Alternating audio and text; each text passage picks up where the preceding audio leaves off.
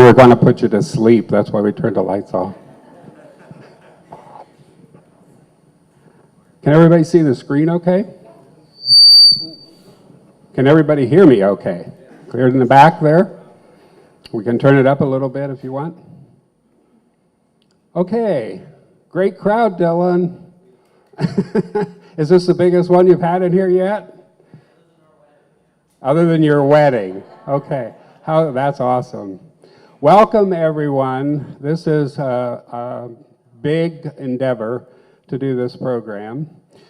We actually have a very short history of this building that I promised Dylan that I would do for you, just about 10 minutes long. I'd also like to thank the live streamers. This is also live on the internet right now on WKLM's website. And you'll be able to watch it later if you want to go home, and the next, if you like it that well, you can watch it over and over and over again. So the sponsors that helped pay for that were Village Motors. Yay, give them a round of applause. Alanovus, they do graphic publications. They're the Bargain Hunter. Millersburg Coffee Company. And Barnhart's Service Center.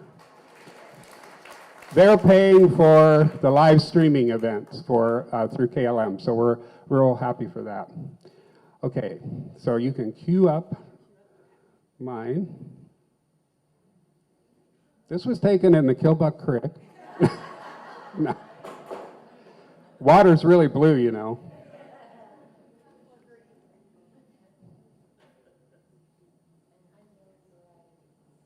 Okay.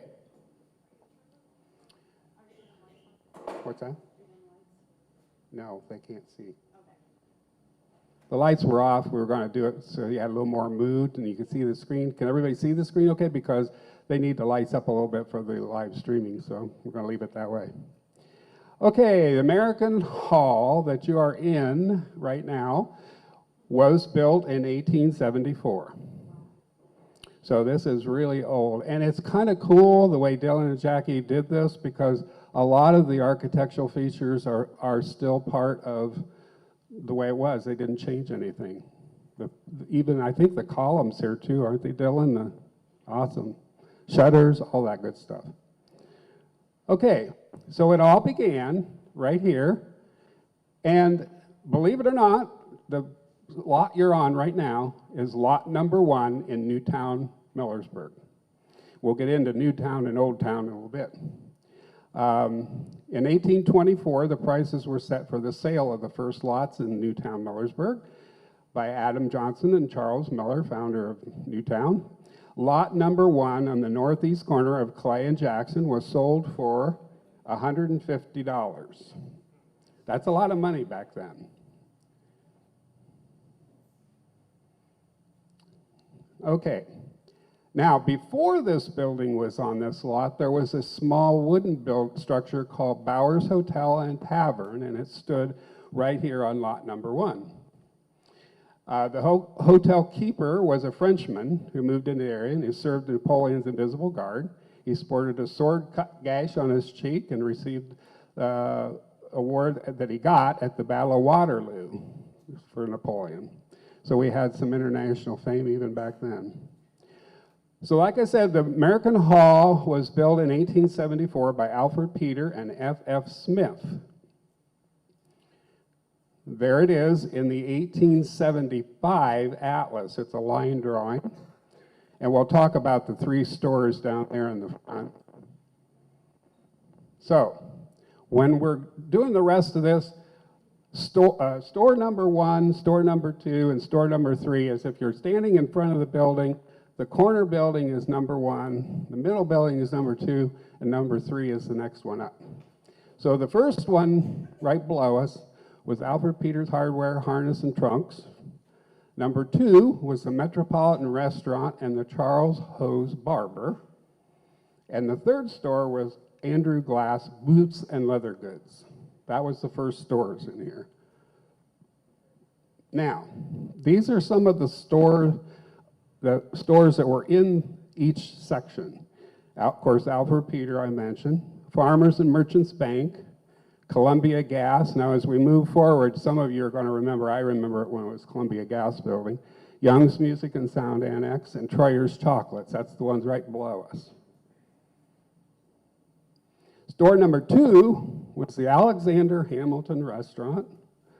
The Home Restaurant, which was the Fishers. Everybody remember Alethea Maxwell? Her parents were the Fishers that had Fisher's Restaurant. And Beth, her aunt, that was your grandpa and grandma, right.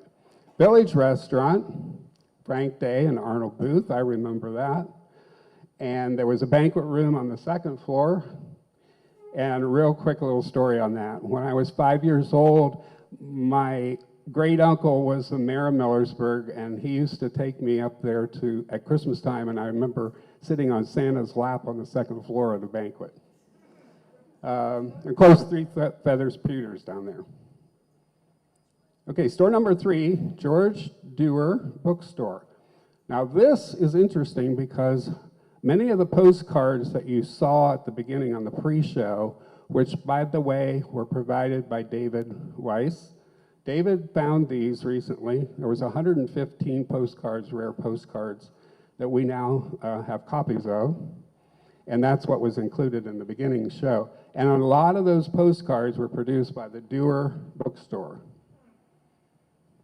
Oh, let me go back here. All right, so Smith Brother Groceries, Glenn Rohde's IGA, and Arlie's here tonight, and he was telling me stories about his dad's store. You probably thought it was up the street, because when I was a kid, I worked up the street at Arlie's dad's store. And he also had a store in Kilbuck. He owned the Kilbuck and the Millersburg store both. Harry Granite then purchased the store from him in Kilbuck. So Arlie, you're what? 3 generations? Two generations. But the boys are now 3 generations. Well, we have 3 and then we have 4. Yeah. Right. Okay, Ramsey Grocery in the 40s and 50s. Toot Waltman Music and Pool Hall was down there. Pool Hall and Young's Music and Sound. The basement on this side of the building, there was a butcher shop in the lower side, and in the rear was a livery stable that burnt down. So that's no longer on the property. The 3rd floor, where you are tonight, is the hall for the Independent Order of Odd Fellows. Dylan, there was a sign up here. Do you still have that, or was it painted somewhere? Yeah, I remember seeing that. Okay, so tonight's program, like I said, is a really complex project to get together. And I want to thank some of these people because they're really important. First and foremost, Dylan and Jackie for the use of this hall. Let's give them a big round of applause for that. And also, we have Candy Barnhart. She's somewhere back here. She's our curator, and she's constantly researching things for people almost every week, so her job is never done. Debbie Klein, sitting up here. She's the head of this program. She was put together the researchers and everybody to make it all happen. Carmen Camacho's a co-presenter with her. Leah Wiley and Ed Markley, they helped research a lot of the data you're going to see. Mary Tipton did the pre-show for you. Mill Street Photography provided the current photo and some of it of the American Hall. Alan Novus provided donation for ad space, free of charge, and feature story. WKLM Claxon Communications in the back provides the live streaming.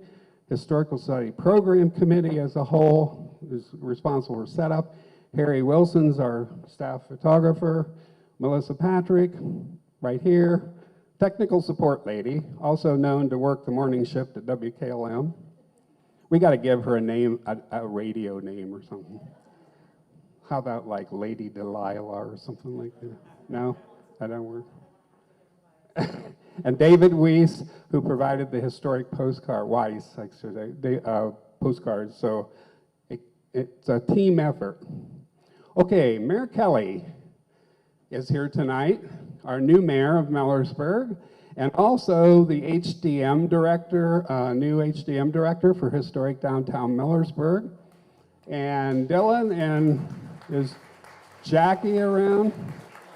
No, okay.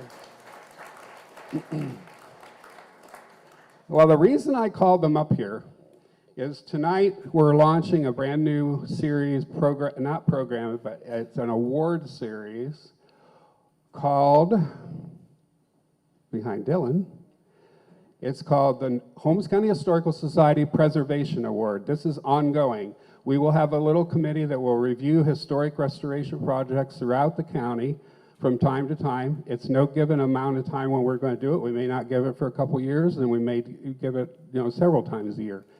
This tonight is the first of the Holmes County Awards that we're giving to Dylan and Jackie for restoring this wonderful building and coming to Millersburg and keeping in the historic nature of the building. So, Mayor Kelly can present this plaque that we had made.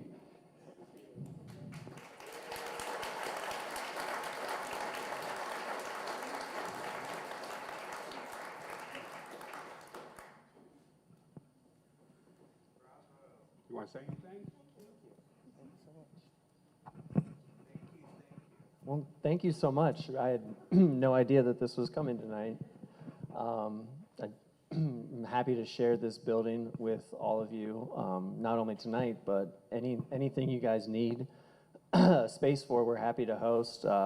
It's been a journey, and so it's just so exciting to actually see people in here that aren't me working. So just thank you, everyone. Happy to be part of history. And I think, Dylan, you have a couple slides that you wanted to show before we get into the program. So give him just a minute here to swap out the laptop. He wanted to show you some of the process of it.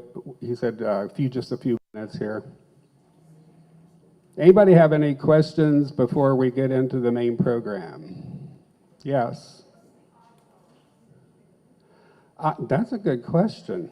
So somebody in the audience know the answer. Oddfellows was a Catholic-based organization, wasn't it, originally? I think. No? Anybody know what the story behind the Oddfellows is? It was a maternal, yes.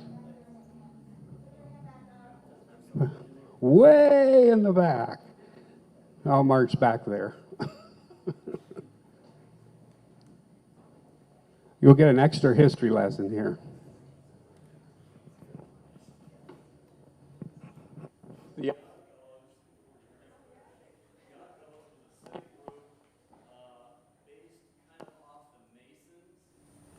They did some charity work, etc. My great-grandfather, Henry Norman, out of Fraser, was in charge of the chapter and escaped out of jail. It's pretty much defunct. If you go to the cemetery, often you'll see on the older stones there is 3 links of a chain. That is the international symbol of the Oddfellows. A lot of times you'll see one link that's broken open. That just signifies death. But a lot of times, like I said, in the older cemeteries, you'll see the 3 links, and that's the Oddfellows. I have my great-grandfather's pin from the Oddfellows. Awesome. Well, the mic was off on that, but yeah, awesome. Okay, and of course the Masonic Temple was directly across the street here. And if you happen to see, there were some pictures in the pre-show of them building the Masonic Temple and the commercial bank building over here. Weak signal. It works when I go to the PowerPoint. So I just have a couple pictures that I put together. I don't need that. So as I go through them, I'll explain a little bit, and then if you have any questions after or during, just, holler, that's fine.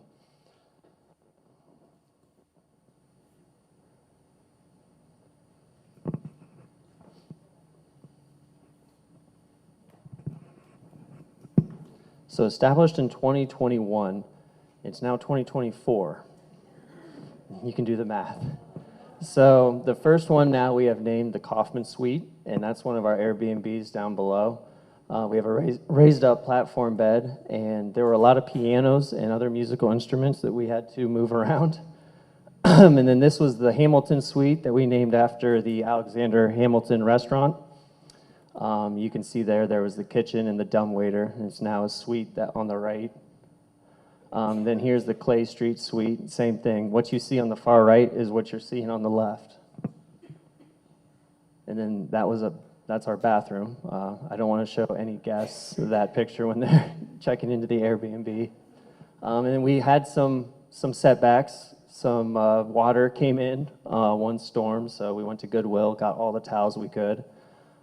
Here is our elevator shaft being erected. And then here is where we sit today. On the left side, there's the painting that you had mentioned. That's the prep kitchen just over there. And then that room is just over there where the bar is. Just so much plaster. We had a crew, I think it was a crew of roofers, come in one day when it was raining and just knock all the plaster down from the ceiling. And that's all those sticks. And I spent many hours with a wheelbarrow, and I don't know if people remember a chute out the back with a dumpster with just haze everywhere. And I thought I worked so hard only to make, a tiny dent. So it was nice to get a lot of help on that. So we did tear out that wall, had no idea that the A-beams were there when we started tearing into that. Found out that they go all the way up, and we would love to show that, but the engineer said no. And then again, just a lot of different pictures. We did find, I don't know if anything is said about the Odd Fellows and beds and skeletons. So I think it was part of their order where each place would have a skeleton, and so there was a skeleton back there. But yeah, here's just more improvements. It seemed like whenever I thought we were getting close to being done, we would tear into more stuff and make more of a mess. And so it was like one step forward, two steps back. And then one of the worst decisions, but most memorable, having our wedding here, because we had Okay, we had all of our chairs and tables up here, and we've probably had to clean those 4 or 5 times now that you are sitting in. That was for our wedding, the men's room on the left. There wasn't working septic here. And then this is, as it's progressing, and then if you go in there today, it's perfectly done. We had help along the way, but we spent many days here together. And then sanding the floor. So most of the flooring is original. Some places needed, we had to redo and try to match it as good as possible. That was sitting there for a while, and I was told not to. And then here's with the flooring done. And at that point, I thought we were ready. I think that was a year ago. And then I also thought the air ducts and everything would go above the ceiling. Didn't think, no way they can go up above there, so they just hang down. Any brick that you see exposed here was either me or my wife or her mom, and it was with a hand chisel. We would just go and just pick away at the plaster, and whatever fell, whatever stayed. So that's the whole slideshow. As Mark had said, we tried to keep as much original as possible, but sometimes you poke at something and more stuff falls off than you expect, and you got to improvise. So, thank you.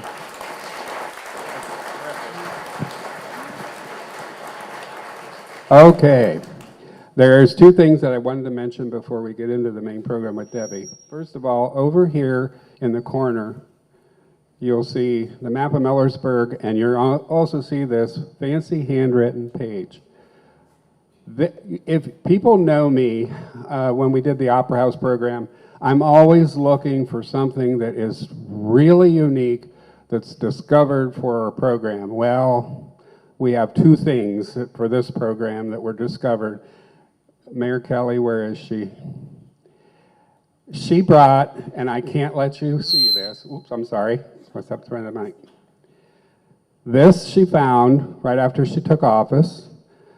This is the original 1835 to 1854 council minutes written in longhand. And we blew up the first page for you so you could see it. It's very fragile. It was rebound in 1940s. And with Mayor Kelly's permission, the Historical Society is going to digitize the entire book, and it will be available for all you history nerds that want to go scrolling through for hours reading the old minutes. And trust me, Kelly can vouch for this after reading it. It is hilarious, some of the stuff they talk about. And they'll share a couple of those, Debbie, in the program. So I'm real happy that we found this for the program, and thanks, Mayor Kelly, for bringing that to our attention, and thanks for giving us permission to digitize it for her. The other thing was David. Where's David? Is he here? No? Becky's here. David is the one that found the 115 postcards, some of which I had never ever seen of downtown Millersburg and some in the county, part of the county. But most of them were in Millersburg that you saw on the first part of the program there. So I'd like to thank David for saving those and bringing them to our attention. Yeah, originally they came from Ruth Christie's family, who is, remember when I pointed out the Dewar store that was down here? They're relatives of the Dewar family. So they were in that family. So we're very pleased that we can keep those now forever and ever. Amen. At the Historical Society. These are things we always look for in little tidbits and treasures. Okay, so, no, keep talking? What do you mean it's angry? My technical advisor says that the computer's angry and it doesn't want to load the program. Okay. She's saying keep talking. Any other questions before we get started here? So other things we have up here, if you remember, we did the program on the Sanborn maps that were discovered that are now in public domain. That's the colored maps. On the back of the Millersburg booklet, if you purchase one, is the 8 Sanborn map. So you can look at that. That has a picture of on the map has the Opera House, it has the courthouse, and those are real detailed maps.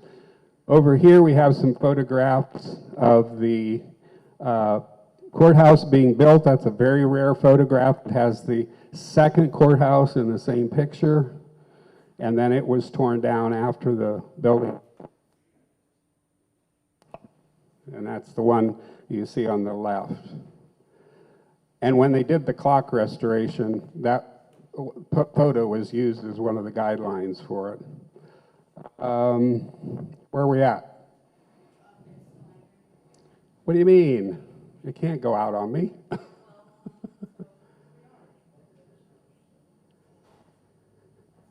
Is it because you unplugged one and plugged the other one in?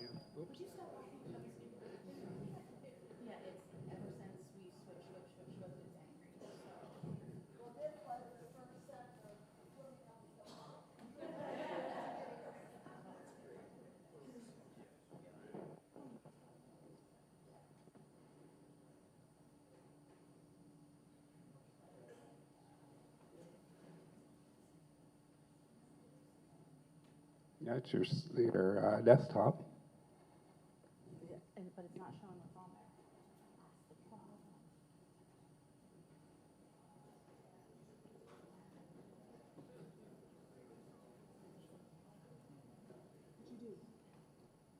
there. Now, go ahead. But I don't have a screen now. You don't? No. Okay. Which one is that? Second one? Wait a minute. Here we go. That's what I'm looking for. Okay, now I have a screen again. Okay. There we go. Love modern technology. Here we go. Debbie, are you ready?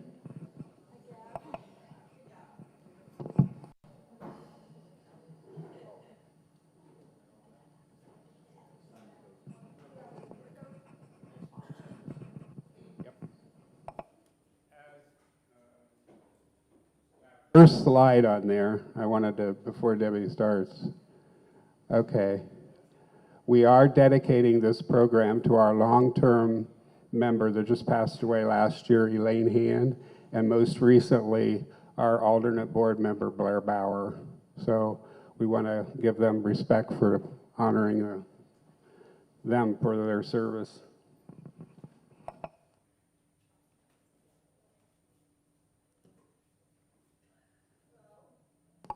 Is that working? Okay.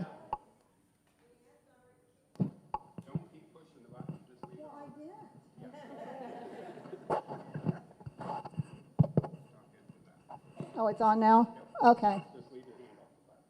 Okay. Deanne is going to remind me to keep the mic up to my face and not to talk 100 miles an hour like I usually do. So we're going to start. Whoa. One time.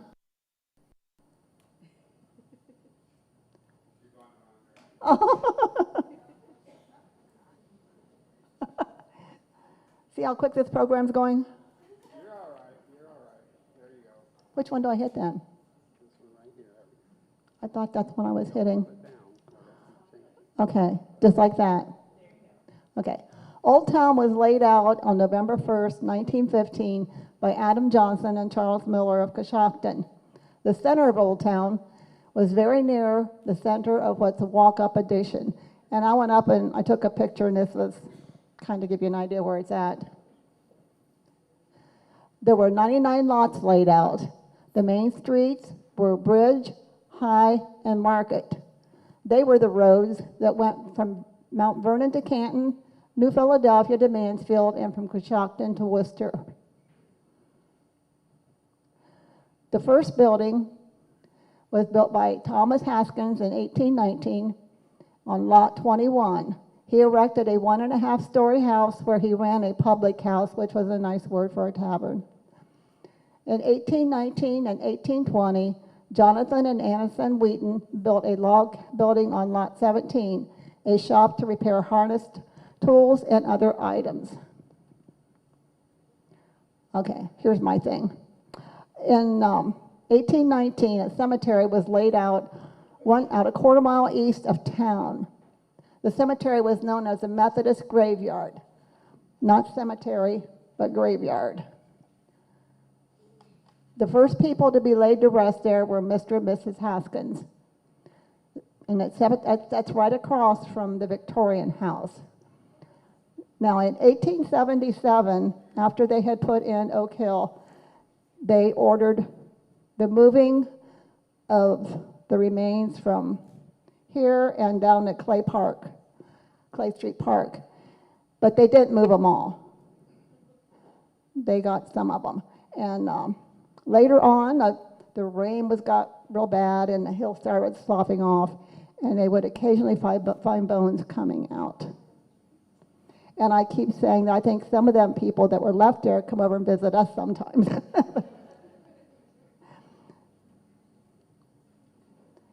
In 1820, a log schoolhouse was built on Lot 9.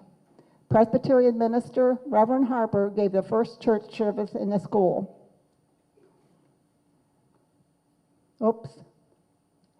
The first child born in town was Tobias Haskins in January of 1820. James Withrow was the first city official being elected Justice of the Peace in 1820. And the first marriage he performed was that of Anson Wheaton and Sarah Cook. In 1820, a post office was set up at the Haskins Taverns, and Mr. Haskins became the first postmaster. The first store, in late spring of 1821, Johnson and Miller built a large log store on Lot 34. It was run by Henry North. Merchandise was shipped by boat from Zanesville up the Killbuck Creek. John Carey supplied the boats, and most of the merchandise was bartered for. That meant if you didn't have money, you could offer skin or fresh produce or whatever in exchange for whatever you needed.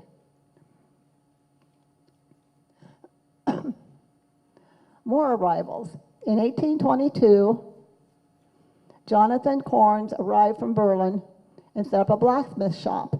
His father was a blacksmith at Berlin at the time. In 1823, Dr. James Irvin came from Worcester and boarded with the Withrow. I keep forgetting to change this, okay. This was our favorite picture, what we did. But there was soon trouble. In about 1823, a young teacher named Charles Kinney began selling goods from a cabin just north of town. One night, he and Thomas Haskins got into an argument at the Witherow's Tavern. Mr. Kinney stabbed Mr. Haskins. He fled the area, never to return. So they confiscated his goods, and then Isaac Fairchild moved into the area, so they gave all of his goods to Isaac, and he sold them.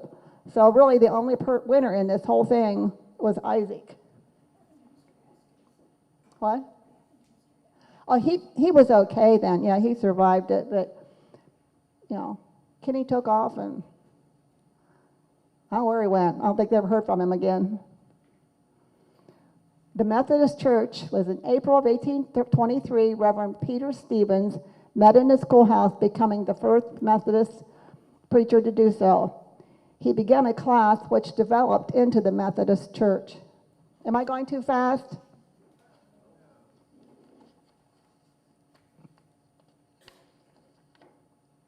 Okay. The first constable was John Foster, and he also served as deputy tax lister, assessor. In April of 1823, Isaac Fairchild beat out James Withrow in the first contested election in town. And it was said that after that, I don't know what happened, I wasn't there, but James Withrow got really upset with Fairchild, and he never spoke to him again the rest of his life.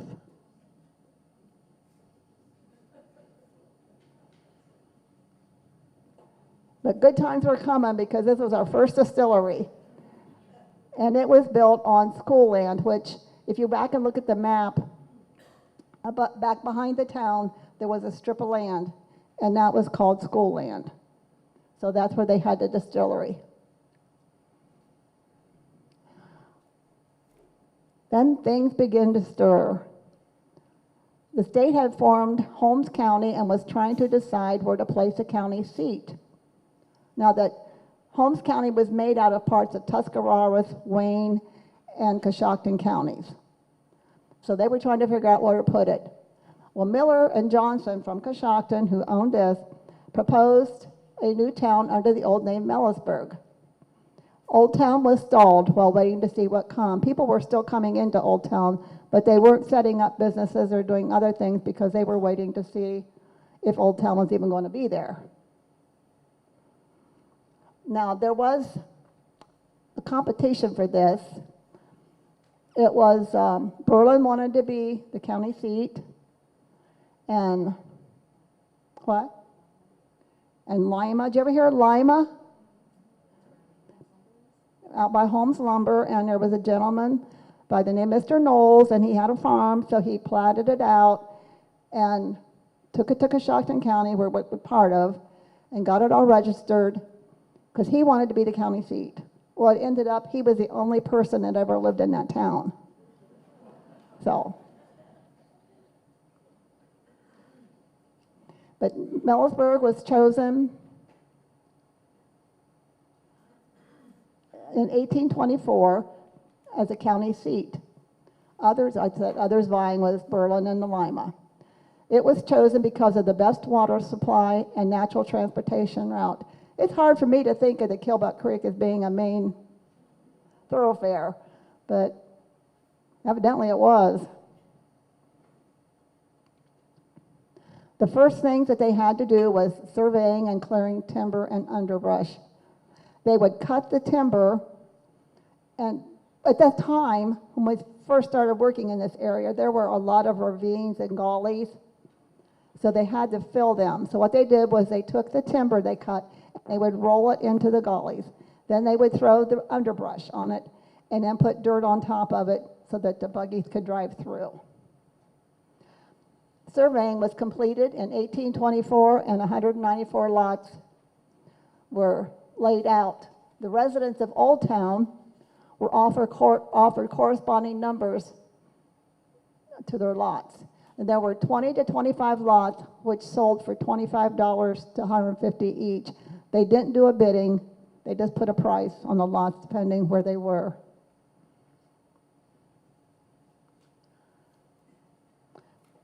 This is another one of these stories I like. Who was the first resident? Was it James French or William Painter? I don't think we really ever found out. But French had built a log building for Samuel Henry on lot 109.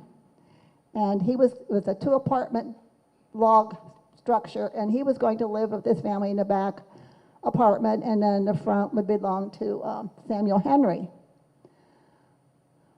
Well, Painter, right here on this spot, lot 1, he said he was guaranteed this lot. There was a sugar shack. Now, he tried to say he built it, but others said no, that was here long before he went on the lot. And so they battled over who was the first resident, because, French said there was no way his family could live in that sugar shack. But what ended up happening was that when they sold the lots, Painter decided that he could not afford the $150. They're still working? Yeah. So he turned the lot over to another fellow, and he built a home on Adams and Washington Street. So all that fuss over nothing.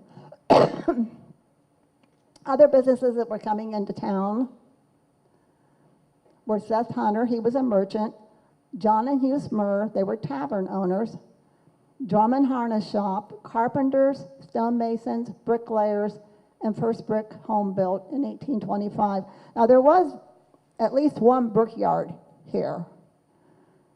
And I thought I had read where it was down by where Fox's Pizza was back in there, but then it might have been up here, I don't know.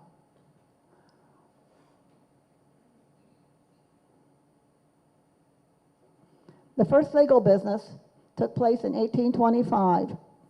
They elected 3 judges, Peter Casey, William Hutchinson, and George Luke. They met at Painter's Tavern. That's not them, but it fit pretty close to what we thought we'd had. The first election, oh, you're doing this one, aren't you? Yep, that's my name. Okay, well, I'm done. I could talk all night.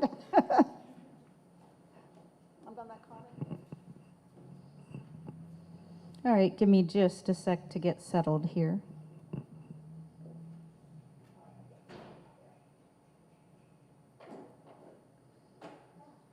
Don't bump your head.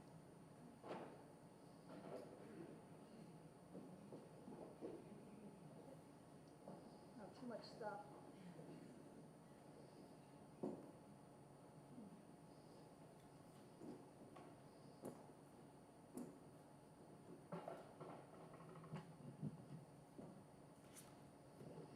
All right, let's see if I can do this without any technical difficulties. Okay, so the first election in Millersburg was held on April 4th, 1825.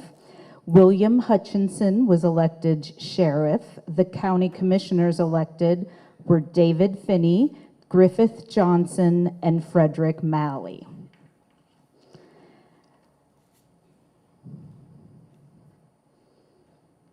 Okay, that's the same. And then oh, there we go. So on May 20th, 1825, licenses were granted. So for John Smurr, William Painter, Samuel McDowell, George Stout, and Andrew Mackey, they got the license to keep a public house at the cost of $8 to the county treasury. And then Seth Hunter and Samuel McDowell were granted a license to retain merchandise for $10 paid to the county treasury. So Debbie touched on it earlier. When they kept saying public house, I was like, is that a hotel?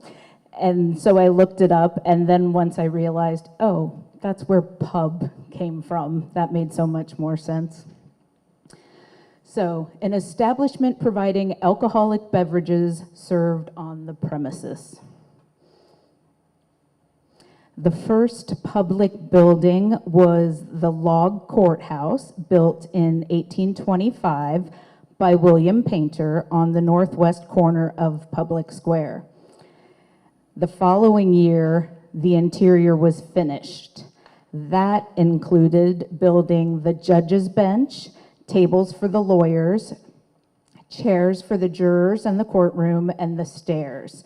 They also submitted a petition for the jury room, so that was issued as well.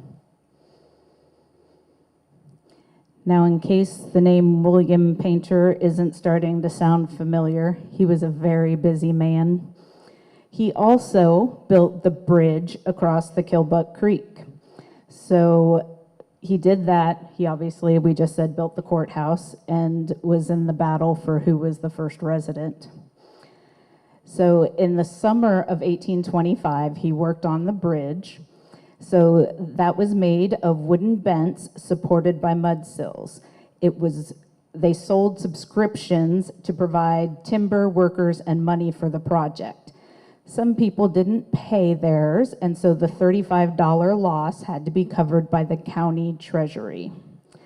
The bridge was completed before the cold weather came that year. Millersburg's first 4th of July celebration coincided with the 50th anniversary of the signing of the Declaration of Independence, and that was July 4th, 1826. So the first jail, which obviously this is not an actual photo, unless our time traveler went back and snapped a pic for us. The first jail was completed July 29th, 1826, and it was built by John Carey and Thomas Speck. They were paid with 2 town lots. So I guess if they got really good ones that were $150 a pop, that was pretty decent. The building was constructed from square timber and fastened with 1-inch square iron bars through the timbers every 6 inches. So sounds fairly secure to keep those bad guys in there.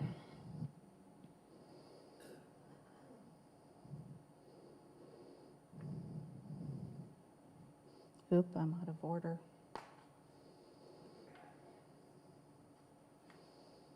Oh, there we go.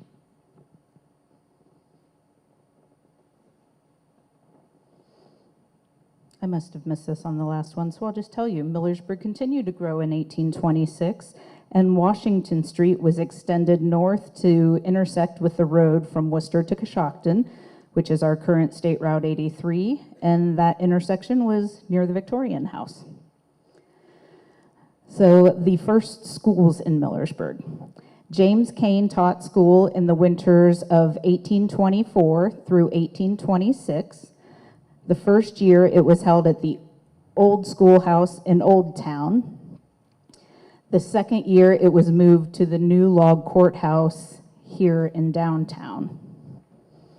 And then in the summer of 1826, James Glasgow took over school at the courthouse. These schools were supported by subscription, or what we would call tuition today. And then in the spring of 1826, Millersburg became the 3rd school district in Hardy Township. And by winter 1826, there were 2 schools. The free school was taught by James Cain, and the subscription school was taught by Samuel Robinson, and he taught spelling, reading, writing, arithmetic, and the cost was $1.50 per student per quarter. and 2/3 of that was to be produce at market price and the remainder in money. After that, John Taylor was the teacher, well, the next one, nope, from 1830 to 1833. His school was also by subscription in the summer and then through public monies in the winter. And it was during this time that the second courthouse was constructed, which allowed the log building to become a full-time school building. So it was a school building until spring of 1833 when John Taylor rented it as a cabinet shop. The first birth, death, and marriage. So the first birth was a son, Seth, born to James and Margaret Craig in January of 1825. If you bought the book, you'll see in there that Robinson French was listed as the first male child born, but he wasn't born until December 26th of 1826, so he's not the first. And he was the son of James and Susanna French. The first death was Abigail Hunt on January 25th, 1826. She was buried at the Presbyterian Cemetery, which is now Clay Street Park. And then in 1877, those remains, hopefully, were moved to Oak Hill Cemetery.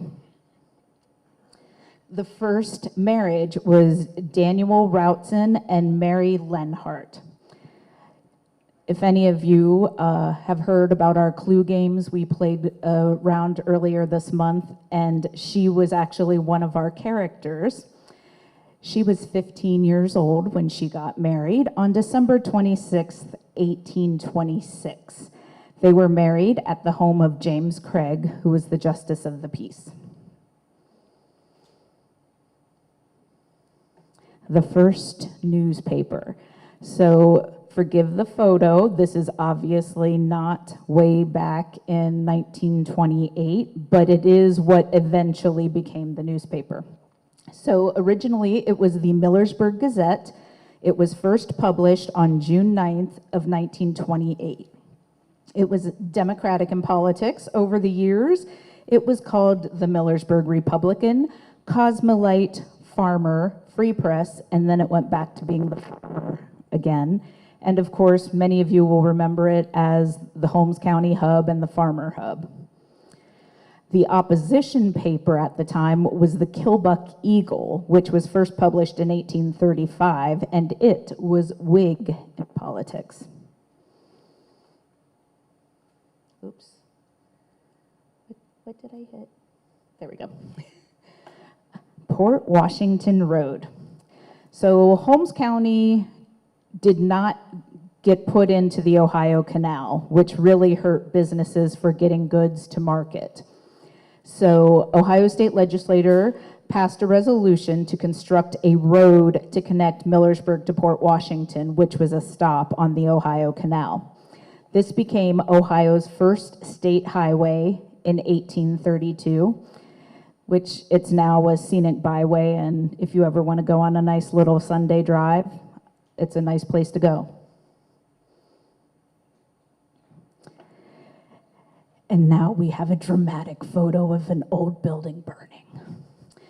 In 1834, actually May 11th, 1834, tragedy struck when a violent wind blew open the door of a home on the corner of South Washington and Adams Streets. The wind blew coals out of a fireplace, starting a fire while many were away at Sunday morning church services. The fire spread northeast across the block to the alley and north across Clay Street and around the south side of the public square, burning down the log jail and courthouse buildings. It crossed Monroe Street and burned all the homes on both sides of Jackson Street from Monroe to Crawford Streets. Fortunately, the new brick courthouse was already constructed and many of the records had already been moved in. The hero of the day was Michael Wallach. He placed himself on the top of the courthouse building where he could prevent the fire from consuming it. He was rewarded with $15. In all, the fire destroyed 31 buildings, which included the log courthouse and jail, 1 hotel, 6 shops and stables, and 22 dwellings. 25 families, which was about 80 people, were rendered homeless and destitute. A subscription paper was circulated for relief of these people. The second courthouse. As I just mentioned, the second courthouse was constructed of brick and was built in 1834. It served for 50 years and was torn down in 1884 for the third and current courthouse. That is what it actually looked like. Keep hitting that button. Millersburg is incorporated in 1835. At the second town council meeting, an ordinance was passed to guard against the destruction of property by fire. It said that every property owner must have a ladder to reach from the ground to the roof of their building and to have it kept in a convenient place for use in case of fire. Every property owner was also to keep 2 buckets of not less than 2-gallon capacity each in a convenient place. As a side note, no citizen shall let a stud horse be with a mare within corporation limits. I assume this was just for their little pastures, and what they did in the privacy of the barn was okay.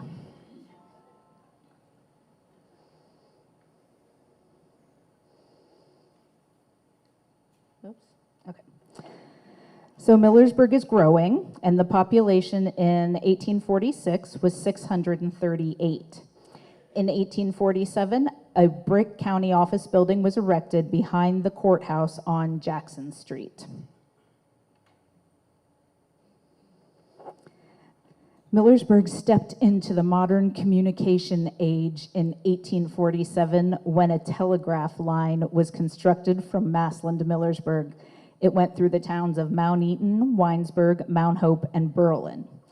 This lasted from 1847 to 1850. But don't worry. When the railroad came back, so did the telegraph. So this is what the Millersburg Depot would have looked like. I believe this is one of those we were talking about earlier. So in 1854, the line running from Akron to Millersburg was part of the Cleveland, Zanesville, and Cincinnati Railroad.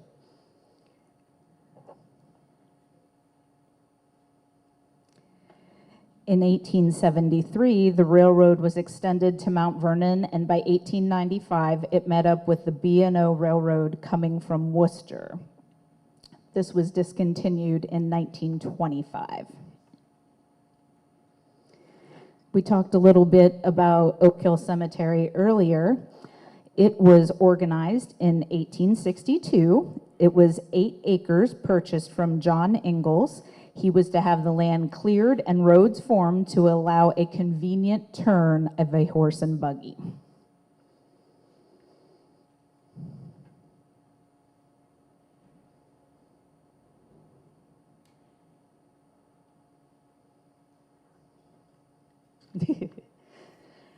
The first brick schoolhouse was completed in 1866, and it was located on the hill on East Jackson Street. It was 2 stories with 8 rooms. By 1881, the building was too crowded, and another 4-room brick building was constructed on South Clay Street, and that was built by W.E. Hoyer.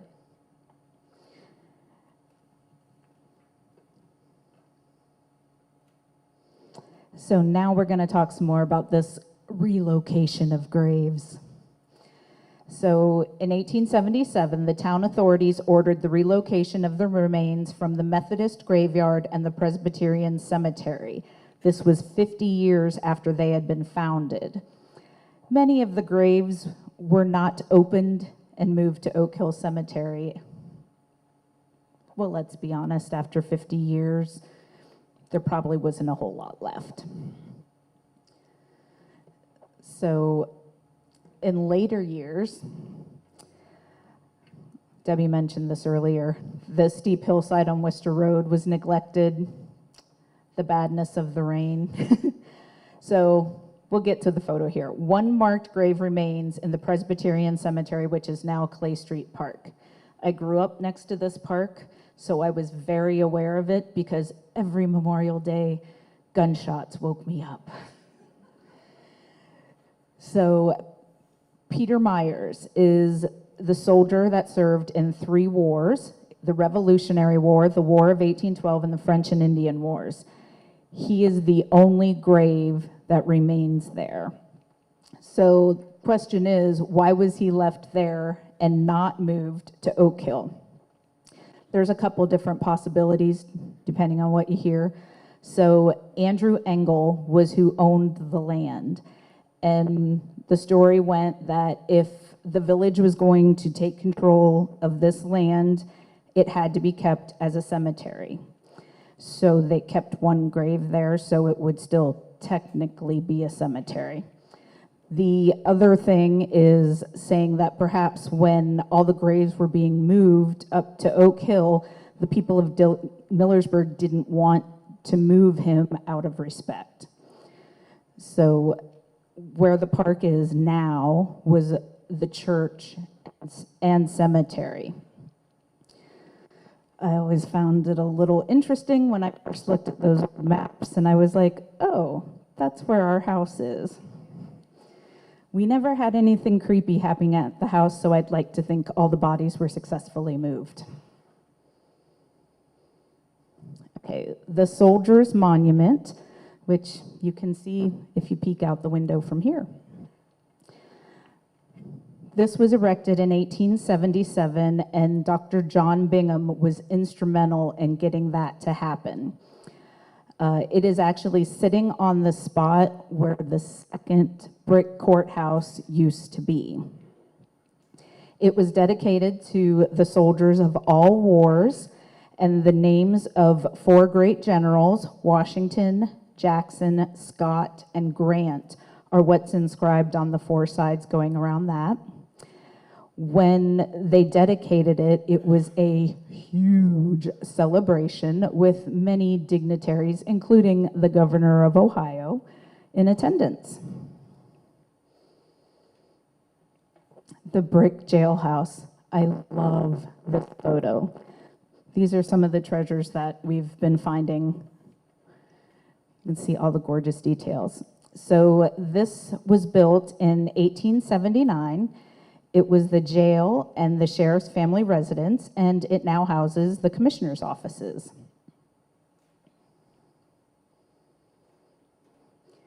The fire department and the first firehouse. The image you're seeing here is the old Opera House. The first fire service formed in the 1880s when a hand pump and cart were acquired. In 1879, John Albertson was named the first fire chief. The first station was in the Opera House.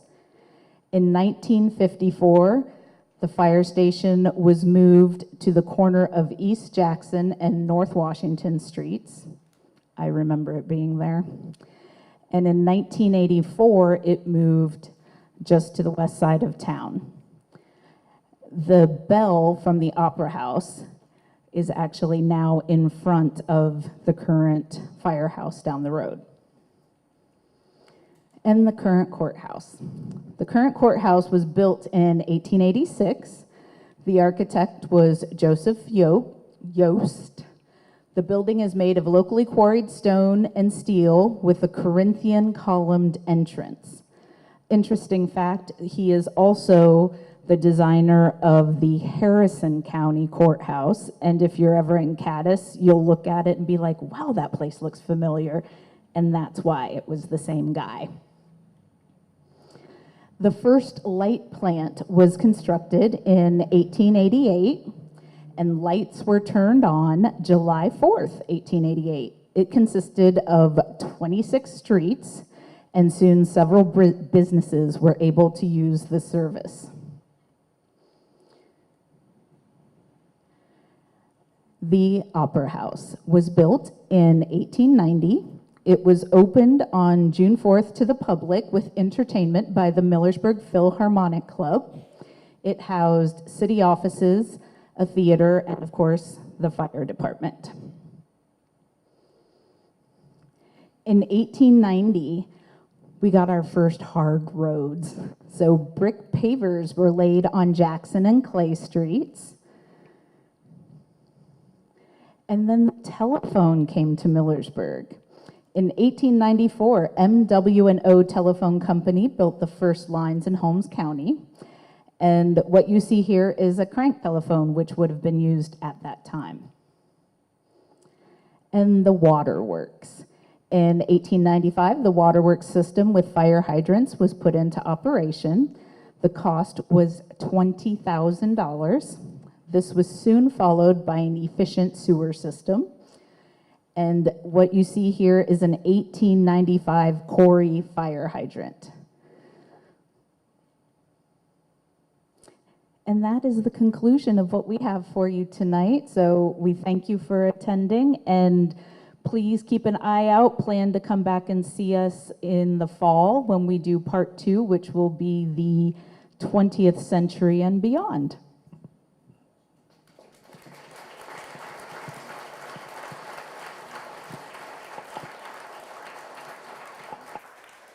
So the second part that we'll have in September will be a lot of interest to some of you, because some of you will remember some of the businesses and things, and this goes way, way back.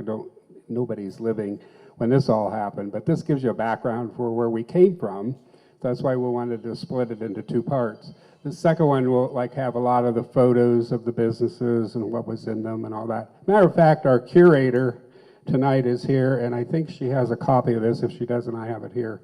She's been meticulously going down street address by street address, business by business, listing every business as much as she can find way back on all these buildings. A lot of the buildings were built after the turn of the century. That's why we're doing that in the second part. So if you want to take a peek at that with her, we're always trying to update this list, see if we forgot anyone. So that'll be up here. And now we will roam around. Deanne, do you want to use the mic and run it around? It doesn't matter. She asked if she could do it. So any questions? So we'll bring the mic to you so that this gets out on the live stream. Otherwise, we won't hear the question. So hands up if you have a question or comment or something you learned about that wasn't in the program. Something interesting? Nobody, huh? Okay, you're overwhelmed with information. Yeah, you did. Yep. Did I? I did show you this. This is the, I thought I did. What are you trying to do? Get me in trouble? I'm just curious what happened to the mortar and the cannons that were on the courthouse. What was the question again? Mike. No, it's okay.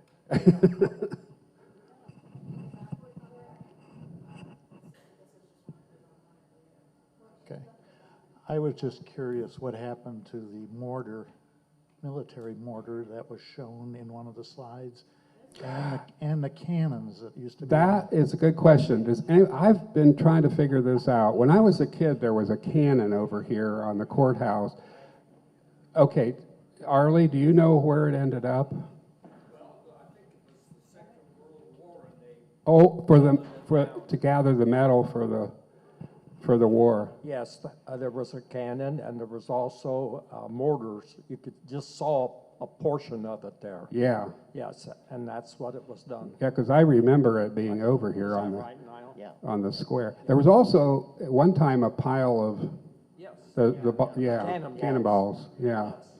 So you think it was for the when during the war effort when they used the metal? Metal for I'm told also that's what happened to a lot of the metal on the courthouse. They stripped it off in order to, because all that ornamentation looked like stone, but it was really metal, and they tore that off for the war effort. I'm glad that you brought that up because that's interesting. Yeah, there it is. There you go. My technical advisor's on the ball now. Great. Also, how many remember that there was a little shack, or not shack, but it was a little on the corner that the constable, and I forget his name, my mom told me that Frank Manley. He was the officer, and he sat in that little house there on the corner. I remember that. Yeah. And also there was, when I was a kid, there was like a popcorn machine, and I think in one of these photos you see a peanut wagon that sat down there on the corner. Yeah, the slot was still in the sidewalk where the wheel of the popcorn machine sat. Is that right? Yeah, Say that again? the slot, there was a slot in the sidewalk, right along the side where the wheel of the popcorn machine Wagon, sat. yeah. Yeah. That's awesome. These are all things so in the second session, a lot of you are going to relate to some of this stuff because we're all getting old enough. I'm 71. I remember lots of that stuff. And it kind of dates you when you see some of that stuff. Was there another question back there? Yeah. Wait a sec, Kathy, till we get the wait a second, till we get the mic back there. This is for the benefit of the folks watching online. The first commissioner, I think his name was David Finney. Yeah. I have an old plat book, and the Finneys, there was 4 or 5 of them, brothers and related.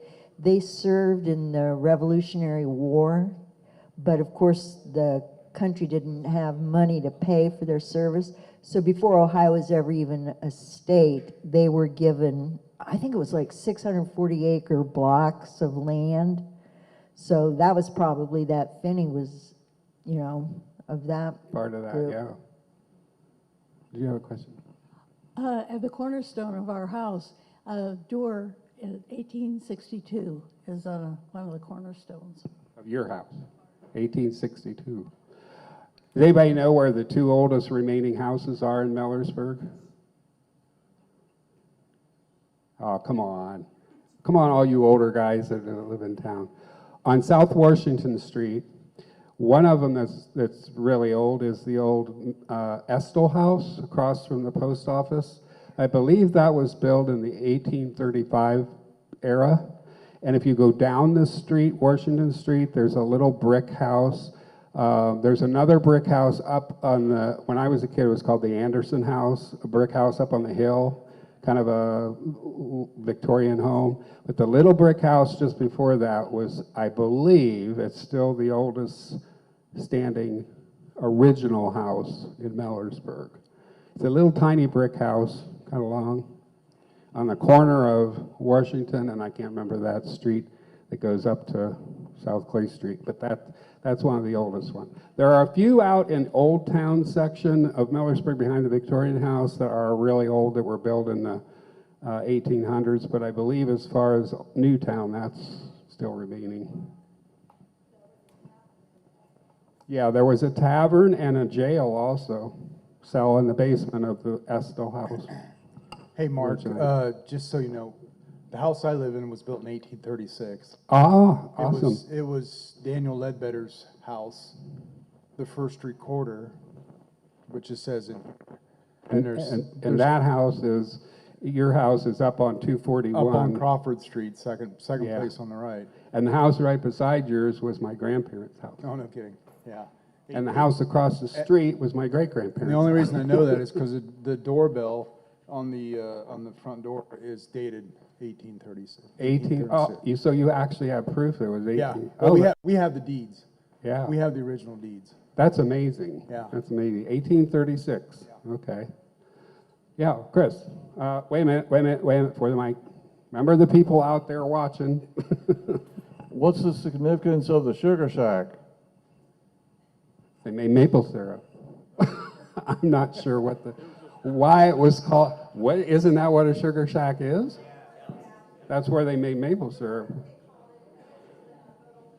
There used to be one out east of town going towards Berlin too, on the right. There was an old sugar shack log cabin out there. That's a short answer, Chris.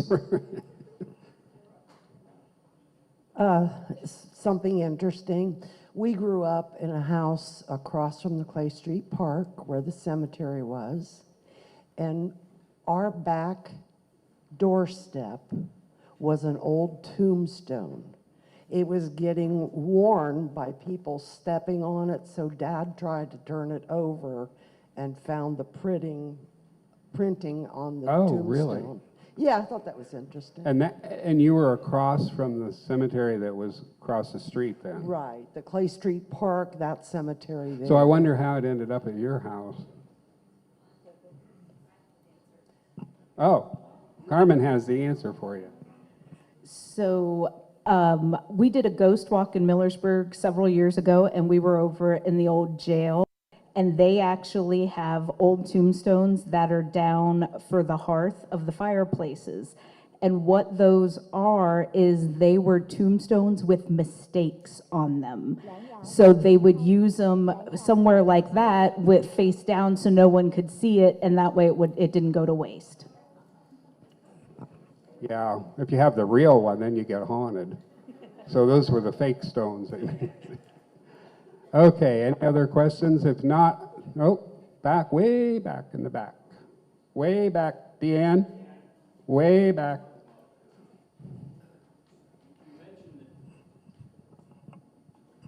You mentioned the tombstones. It was not uncommon for the early settlers to rob a graveyard for tombstones. I can give you several examples. I do a lot of genealogy and history in Carroll County, excuse me, in Carroll County, and a lot of the farmers would go to the old abandoned cemeteries and pull up tombstones and lay them down. It was a cheap way to make a sidewalk. It was a cheap way to make steps up to the house. So there's a lot of cemeteries out there that have the stones. That's morbid. I hope they were on it the rest of their life. Oh, thank you. Okay. Mark? Yes. Mark. Question? Yeah. Yeah, I used to work in the old jail, and I found those one night when I was exploring. The thing that's neat about those is that since they were never used, they're absolutely pristine. They've never been exposed to weather. Oh my They gosh. look, they've got a very polished front. You can easily read the letters on them. And so I know that these ones we're talking about weren't robbed from graveyards, because those would have been worn down some. Yeah. But these were truly brand new. You could tell just by looking at them. So mistakes. Awesome. Learn something new every day. All right, so before we leave, I'm going to give away one of these this is downtown. It was a colorized. Obviously, they didn't have color photography, but at one point they did color postcards and they hand colored the prints. And we have one here that's frameable for you. This was also on the cover of the book and also on the Bargain Hunter ads. So if you want to frame a nice picture of downtown Millersburg in the circa 1920s, we'll give this away. And we'll give it away to the person that has a birthday the closest to mine. I was the first baby born in Holmes County in 1953. So I was born on January 1 at 2:50 in the morning. If anybody comes close to that date, you can have the print. Now, heaven help us if we have more than one. Anybody? Kathy? What's yours? September. Oh, somebody can get closer than that. You were 53? What month? March? That's close. February? Tony, were you February? Well, I know you're the same age because we're in the same class. What month? 12/8, and yours was when, Tony? 2/7. Ooh, I think you're closer than he is. Okay, any other closer than that? Vanessa? December 26th? Oh, she beat you out. Anybody else? Closer? No, just a month. Month.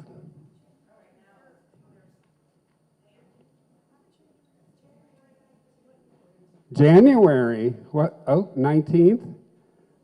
That's even closer yet. Closer yet. You guys are holding out. You just no, you would be closer. January 12th, I was January 1. That's closer. Oh, we got it. We got a January 12th. Back here in the back. Oh, I think he's got to beat. Oh, wait. December 26th? He wins. He wins. All right. You can put this in your office. I thank everybody for coming, and give a round of applause for all the people that went behind to do all the research. And we'll be back in this same room for part 2 in September 26th. And the week after, I will be here doing a Holmes County history program for the Antique Festival. And the bicentennial. It'll be related to the bicentennial. Don't forget that the bicentennial of Holmes County starts in July of this year and is celebrated all year till next June 29th.